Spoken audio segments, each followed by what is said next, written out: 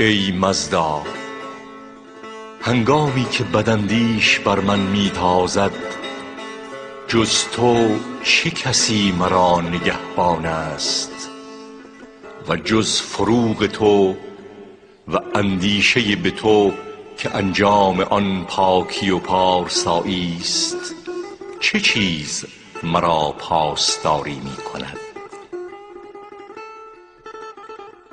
ای مزدا، آن دستور دینی که پاسداری و نگهبانی تو را به من ارزانی می دارد، به من بازگوی و آنچه مرا در این راه پیروزی می بخشد به من بیاموز.